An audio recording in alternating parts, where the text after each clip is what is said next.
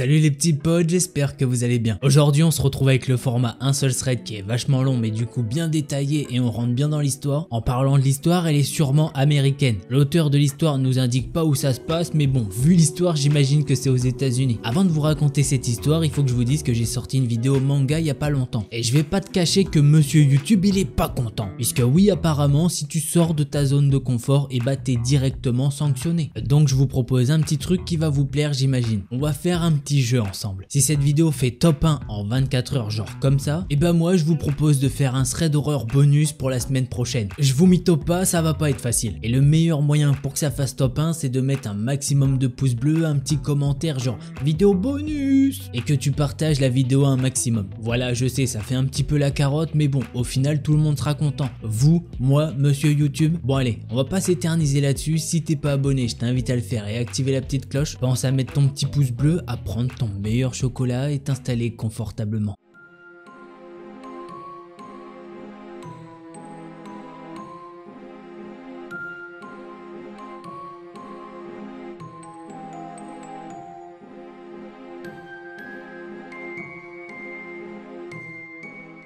L'histoire que je vais vous raconter, c'est celle de Elsa, elle a 22 ans et elle est étudiante à l'université. Elsa, c'est une jeune femme célibataire qui profite bien de sa vie étudiante pour faire pas mal de rencontres. Elle va à des soirées et tout, mais elle nous dit que ça l'empêche pas d'être une personne sérieuse dans le reste de ses études. Elle nous dit d'ailleurs qu'elle a une petite bande de potes qui se compose de Marie et Bastien. Et que pour elle, ça lui suffit, certes, ils sont que 3, mais ils s'entendent très bien, c'est les meilleurs amis du monde. Et ce qui caractérise par-dessus tout leur petit groupe d'amis, c'est qu'ils ont un point en commun. C'est l'humour. Ils adorent se faire des blagues entre eux. Petite dernière chose que Elsa aimerait nous dire à propos de Bastien et Marie. Ils sont maintenant ensemble depuis le début de la rentrée scolaire. Et Elsa, elle nous avoue qu'elle est vachement contente pour eux, mais bon, elle se sent un petit peu seule. Mais ne vous inquiétez pas, son amie Marie est là pour elle. Elle a décidé de l'inscrire sur des sites, applications de rencontres. Elsa, au début, elle est totalement contre. Mais bon, avec le temps qui passe, elle se laisse emporter dans cette histoire d'application de rencontres. Elle nous dit qu'elle recherche pas forcément un profil en particulier. Elle veut juste quelqu'un qui soit gentil, intentionné et qui se complète entre eux. Bref, le temps passe et Elsa fait plusieurs rencontres sur cette application. D'ailleurs, ces rencontres se passent toujours dans un bar ou dans un lieu public. Elle nous dit qu'elle fait ça pour sa sécurité, on sait jamais sur qui on tombe. Bref, un jour elle est sur son application de rencontre et elle tombe sur un profil merveilleux. Et il a l'air de lui correspondre totalement. Déjà, elle nous dit que sur la photo de profil, bah le gars il est complètement à tomber. Il a les yeux bleus, il est brun, il est un petit peu bronzé. Et en fouillant un petit peu plus dans ses photos, elle peut voir qu'il a l'air très sociable. En étudiant un peu plus son profil, elle voit qu'il est blagueur et qu'il étudie la même chose qu'elle et qu'ils ont pas mal de passions en commun. Elsa décide donc d'aller lui parler. Le courant passe plutôt bien et elle décide de lui poser la question fatale. Pourquoi un mec dans son genre est toujours célibataire? Avec son profil, il devrait faire tellement fondre de cœur autour de lui. Pour seule réponse qu'elle a eue, c'est qu'il ne veut pas que sa copine fréquente la même université que lui. Elsa, sur le moment, elle trouve ça bizarre, mais bon, elle se dit bon allez, je vais laisser tomber, peut-être qu'il a pas envie d'en parler pour l'instant. Après de longues discussions, Elsa va proposer à cet homme que l'on va appeler Mathieu de se rencontrer dans un lieu public pour faire plus ample connaissance. Mathieu va tout simplement accepter, yes. La date et le lieu de rendez-vous sont planifiés pour le week-end, c'est-à-dire dans quelques jours. Le jour J arrive, Elsa est toute excitée de cette rencontre. Elle a déjà eu pas mal de rendez-vous, mais rien de concret. Et surtout, elle tombe sur des types qui recherchent qu'un coup d'un soir. Elsa, elle a beaucoup parlé de cet homme à ses amis Marie et Bastien. Et eux de leur côté, ils trouvent que c'est trop beau. Je sais pas, il y a quelque chose qui louche. Le mec a l'air vraiment trop beau, c'est un mannequin. Ils ont donc demandé à Elsa de rester très prudente et de faire en sorte qu'il y ait toujours du monde autour d'eux. Elsa leur a dit, y a pas de souci, ne vous inquiétez pas, c'est ce que je vais faire. Elle leur a dit, de toute façon c'est simple, en partant de chez moi, je vous envoie un petit texto et en revenant c'est pareil. Elsa s'apprête à partir et envoie donc un message à ses amis pour leur dire qu'elle va partir et qu'elle se rend dans un bar qui se situe dans un centre commercial. Elsa prend sa voiture, direction le centre commercial. Le trajet se passe plutôt bien, un peu de bouchon mais c'est normal à cette heure-ci. Elsa elle est arrivée avec un petit peu d'avance, du coup elle décide de s'installer dans ce bar en attendant Mathieu. Elsa elle est tellement excitée qu'elle a commandé un petit truc histoire de passer le temps et pour elle les 15 minutes d'avance qu'elle a c'est juste trop, le temps ne veut pas passer. Puis les minutes passent.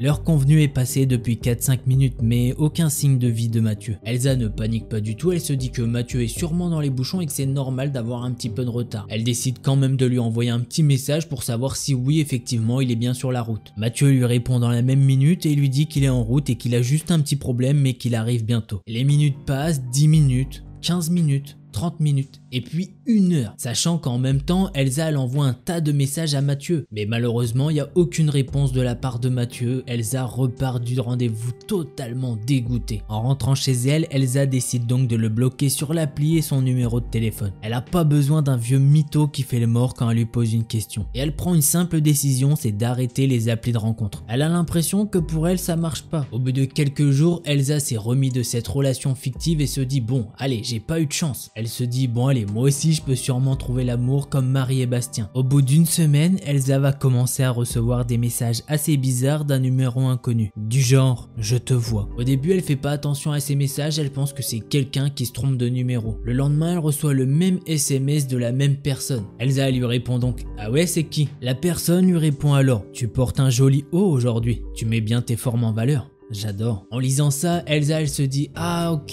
j'ai compris ce qui se passe. Il faut savoir que Marie et Bastien ils doivent aller en centre-ville pour aller s'acheter leur nouveau téléphone. Et pour elle c'est clair, c'est Marie et Bastien qui lui font une blague à 100%. Du coup c'est simple, Marie va répondre à ce message en disant eh ouais c'est surtout pour toi que je me mets en valeur bébé. Tout ça bien évidemment pour rentrer dans leur jeu. Et malheureusement de nos jours elle regrette encore cette phrase. Après ça Elsa se rend à son université, suit ses différents cours et capte entre 2 cours ses amis. Et elle leur demande à qui appartient le numéro de ce matin. Marie et Bastien comprennent pas du tout ce que Elsa est en train de leur raconter. Ils lui disent clairement bah non c'est pas nous en fait. Ok on fait peut-être des blagues de temps en temps mais là pour le coup je te jure c'est pas nous. Elsa elle prend son téléphone et elle leur montre toute la discussion. Elsa voit de suite la réaction de Marie et Bastien et elle sait pertinemment que effectivement c'est pas eux qui lui font une blague. Et de leur côté ils lui disent que c'est sûrement un faux numéro qui s'est trompé. Elsa se dit donc bon allez moi j'en ai rien à foutre de ce numéro, je le bloque pas, rien à faire mais juste j'y réponds plus. Mais plus les jours passent, plus les messages sont de plus en plus violents et dans un langage bien plus explicite. Je suis chaud pour toi, c'est quand tu veux. Au bout d'un moment, Elsa va bloquer ce numéro. Mais le truc c'est que les messages vont pas s'arrêter pour autant, puisqu'elle va recevoir ces messages provenant de divers numéros. Et en plus de ça, les choses vont s'accentuer, puisque en plus de recevoir ça sur son numéro de téléphone, ça va s'amplifier et ça va s'étendre à ses réseaux sociaux. Et j'ai pas fini, elle va recevoir des lettres dans sa boîte aux lettres du coup. Elle nous dit que cette personne est vraiment très inventive. Elsa en a directement parlé à ses amis qui lui ont dit d'aller voir la police pour aller porter plainte. Ce que Elsa a bien évidemment fait, mais les policiers lui ont dit que vu que c'était que des messages et qu'il n'était pas très agressif, eh bien il ne pouvait rien faire pour le moment. Et que si jamais il commençait à être agressif dans ses propos, là il faudrait les recontacter. À force, Elsa elle sait pas quoi faire. Tous les jours c'est des dizaines de messages comme ça. Et je vous épargne pas mal de messages qui ont pour sujet je te prends dans cette position pour faire ceci. Un jour pas comme les autres du coup, Elsa va recevoir bien plus que ça. Elle va recevoir des parties génitales en photo, ainsi qu'une photo d'une personne qui est ligotée à un lit. Là, je peux vous dire que Elsa, elle commence vraiment à avoir peur et elle va recontacter la police. Là, la police lui a dit que ça y est, ils ont enfin pris en compte sa déposition et qu'ils vont surveiller les alentours. De son côté, Elsa continue de vivre sa vie et fait sa petite routine, c'est-à-dire bloquer tous les numéros qui lui envoient ce genre de choses. Mais malheureusement pour elle, ça ne fonctionne pas, il y a toujours de plus en plus de numéros ou de faux comptes sur les réseaux sociaux. Quelques jours après l'envoi de ces photos spéciales, Elsa doit répondre à des appels car elle a passé pas mal d'entretiens. Du coup, elle pense que c'est sûrement l'un des patrons qui l'appelle pour lui donner des nouvelles. Mais ce qu'elle va entendre va lui glacer le sang. La personne qui est au bout du fil respire très bruyamment avec de longs souffles. La peur s'empare d'Elsa qui n'ose même pas bouger pendant au moins 15 à 20 secondes. Elle entend cet individu au téléphone qui ne fait rien d'autre à part respirer. Pour Elsa, les secondes ont duré des minutes, mais quand elle a réussi à retrouver ses esprits, elle a directement raccroché. Après ça, Elsa devient de plus en plus paranoïaque et elle se méfie de tout le monde. Elle a clairement peur pour sa sécurité. Au mois de janvier, la situation va passer à un nouveau cran. Elle va recevoir une photo de sa maison avec écrit dessus « À bientôt mon amour ». Pour Elsa, c'est simple, il y a une seule chose à faire, c'est directement aller consulter la police. Mais bon, comme vous en doutez sûrement, la police lui répond que bah ouais, c'est une photo de sa maison et alors Elsa est vraiment dégoûtée de voir que la police ne fait rien, sachant que le lendemain de la réception de cette photo il va se passer quelque chose, ou du moins plutôt rien. Je m'explique, en fait elle ne reçoit aucun message de cette personne qui la harcèle. Au final c'est plutôt cool, Elsa se dit bah peut-être que ce gars s'est arrêté de lui-même et qu'il a arrêté tous ses fantasmes bizarres. Le mois de janvier va donc se dérouler normalement, elle a même fait la rencontre d'un certain Antoine. D'ailleurs Antoine est aussi célibataire, mais je vous arrête tout de suite, Elsa tient à nous préciser que Antoine est gay et que du coup il y aura que de l'amitié entre eux, mais c'est déjà très bien. Le mois de février arrive arrive et Elsa et Antoine sont de plus en plus amis. Et ils décident qu'ils vont passer la Saint-Valentin ensemble puisque c'est quand même mieux que d'être tout seul. Elsa tient à nous préciser quelque chose sur Antoine. C'est Antoine qui lui a parlé de son orientation sexuelle puisque elle avait même pas capté au final. Et pour la soirée de la Saint-Valentin, ils ont pas préparé grand chose, juste ils vont chill devant la télé. Et ils vont dormir chez Elsa tranquille quoi. Le jour de la Saint-Valentin arrive et la journée se passe très bien. Elsa est même partie faire des courses un petit peu plus tôt dans la journée pour remplir le frigo de toutes les conneries possibles. Et surtout beaucoup de glace, elle nous dit. La soirée arrive et Elsa reçoit un message d'un numéro inconnu qui lui dit « Joyeuse Saint-Valentin ». Elsa panique en voyant ce message et elle se demande si c'est une bonne idée d'inviter Antoine ce soir chez elle. Mais bon, elle reprend du poil de la bête et elle se dit que personne ne va gâcher sa soirée. Ni sa vie, ni ses projets, elle fait ce qu'elle veut. Mais bon, elle se dit que ce serait mieux quand même de parler de cette histoire à Antoine. Elle se souvient plus trop mais Antoine est arrivé entre 19 et 20 h. Les deux amis prennent l'apéro et décident de se mater toutes les séries à l'eau de rose. Mais Elsa veut lui parler de ce détraqué qui n'arrête pas de la harceler. Elle lui explique donc toute la situation.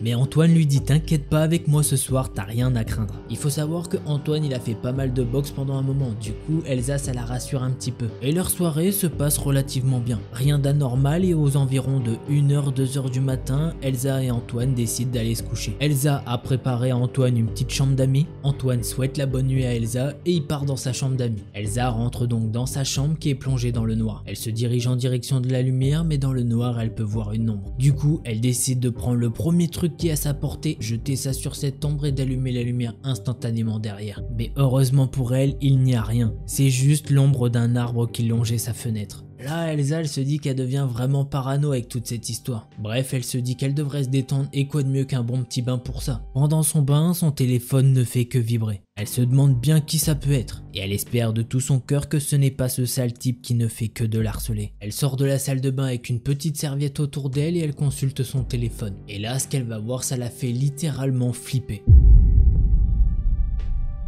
Elle voit une photo de sa maison qui a l'air de dater d'aujourd'hui. Et il y a des messages qui accompagnent cette photo. J'espère que t'as bien profité de la fête de ce soir avec ce minable car j'arrive. Nous allons pouvoir nous aimer. Et je te promets que je te chérirai de toutes mes forces. Ne t'inquiète pas, je vais me débarrasser de ce minable pour nous. Il ne t'embêtera plus. Et vraiment, ça s'arrête pas là, il y en a encore d'autres. Comme, je viens te sauver, n'aie pas peur, je ne te ferai pas de mal. Je t'aime ma princesse. Je peux vous dire qu'à la lecture de ces messages, elle a déjà très peur. Et je sais même pas si elle attend de se rendre compte que la peur envahit son corps qu'on peut entendre un énorme boom dans la maison. Elsa court voir ce qui se passe et Antoine fait de même. Et là, elle comprend qu'un taré est en train de rentrer dans sa maison. Elsa ne cherche pas à comprendre et elle appelle directement la police. Quelques secondes après, ils peuvent voir un homme qui est en train de leur foncer dessus. Enfin, plus précisément sur Antoine et il se met vraiment à l'attaquer. Une bagarre éclate dans le salon entre Antoine et un homme qui, à première vue, ressemble à Mathieu. Là, dans le cerveau de Elsa, ça fait un tour. Le mec chelou qui n'arrête pas de la harceler depuis plusieurs mois, c'est Mathieu, le gars de l'application de rencontre. Elle essaye de lui dire d'arrêter, mais il écoute pas du tout. Et elle peut même voir qu'à ce moment-là, Mathieu est en train de sortir un couteau de son manteau. Là, Elsa devient toute pâle et elle dit à la police qu'il faut vraiment que là, il se grouille le cul. Et que le gars dans la maison a maintenant un couteau. Dans le salon, Antoine essaye de rester à distance de Mathieu puisqu'il a un couteau sur lui. Et Mathieu va alors sortir une phrase d'un calme olympien. « Ne t'inquiète pas ma chérie, je viens te délivrer de cette merde qui t'a souillé. Y a que moi qui peux te toucher. Je suis là pour te retrouver et faire ma vie avec toi. Mais n'aie pas peur, je ne te ferai pas de mal. » De son côté, Antoine il en a profité que Mathieu était distrait pour lui sauter dessus. Au passage, ça a fait tomber le couteau et il a réussi à le maîtriser. Étant maîtrisé, Mathieu est parti en hystérie totale et il a commencé à insulter tout le monde. Il a dit à Elsa qu'il avait fait ça pour eux deux et que c'était une grosse et que c'était de sa faute si elle arrêtait pas de coucher avec tout le monde. Et que lui, de son côté, il voulait juste défendre sa bien-aimée à tout prix. Et que ça n'aurait jamais dû se passer comme ça, qu'elle aurait dû repartir avec lui. Puis, alléluia, les policiers sont enfin arrivés et ils ont arrêté cet homme. Elsa a alors porté plainte contre lui et les policiers lui ont dit que c'était la première fois qu'ils avaient affaire à cette personne, mais qu'effectivement il avait un dossier dans un hôpital psychiatrique pour des problèmes de dépendance. L'affaire du procès est toujours en cours donc Elsa ne peut pas nous dire s'il sera condamné. Et si jamais il est condamné, combien de temps il fera en prison. Mais elle nous dit qu'elle aimerait bien qu'il fasse une bonne dose quand même. Pour la dernière phrase, Elsa nous dit qu'elle a jamais refoutu les pieds sur une appli de rencontre. Voilà, c'est ainsi que se termine cette histoire. Et bah vous savez quoi, ça faisait longtemps que j'avais pas fait une une vidéo avec un seul thread, et c'est vrai que c'est plaisant, on a tout le process derrière. D'ailleurs je vous mytho pas, mais au début moi je pensais que le méchant c'était Antoine, et que là il essayait de se faire passer pour quelqu'un d'autre, et qu'il allait profiter de la soirée de la Saint-Valentin pour faire je sais pas quoi. Sûrement des trucs pas ouf. D'ailleurs au passage on peut voir que Elsa elle appelle directement la police, elle fait les démarches, mais non la police lui dit simplement ah ouais photo de votre maison, ah c'est vrai qu'elle est belle hein. Ah ouais, franchement, non, c'est bien. T'es policier ou c'est quoi? Mais bon, bref, là n'est pas le sujet. En tout cas, si tu me connaissais pas et que tu m'as découvert grâce à cette vidéo, et ben j'espère que ça t'a motivé à t'abonner et à activer la petite cloche. Comme je vous l'ai dit, on n'oublie pas, on essaye de mettre cette vidéo en top 1. Donc pour ça, un maximum de pouces bleus, de commentaires du style vidéo bonus. Et tu peux partager sur Twitter, Insta, Facebook, ce que tu veux. Comme ça, je vous sortirai une petite vidéo bonus qui fait bien plaisir. Allez, on va se quitter là-dessus. Je vous fais des bisous, portez-vous bien, tchuss les petits potes. Voilà, t'as pété. Voilà, voilà. Moi j'essaye de faire une vidéo et lui il pète. Bon, chacun son délire. Hein. I just want to play a game with you. Hey, don't you run away. Please stay. Stay with me. If you don't come play with me, then we will kill you.